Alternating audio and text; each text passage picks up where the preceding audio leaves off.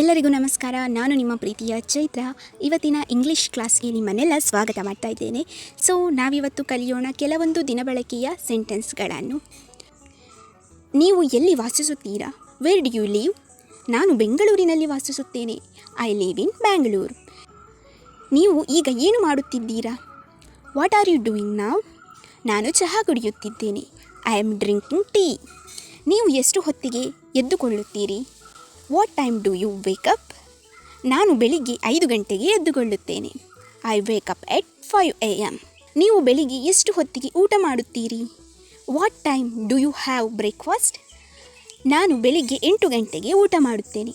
I have breakfast at 8 AM. ನೀವು ಯಾವ ಭಾಷೆ ಮಾತನಾಡಬಹುದು? Which languages can you speak?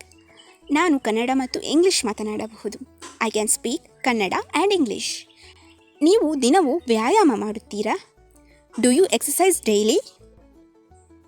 ಹೌದು, ನಾನು ಪ್ರತಿದಿನ ವ್ಯಾಯಾಮ ಮಾಡುತ್ತೇನೆ. Yes, I exercise daily.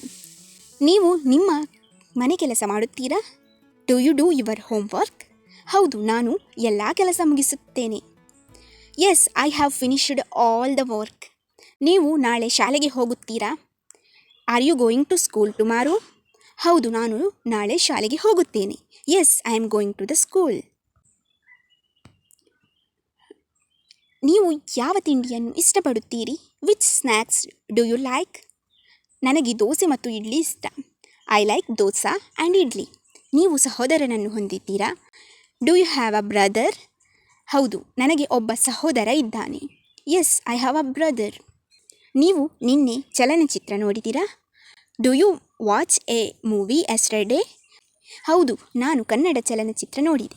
S, I watched a Kannada movie.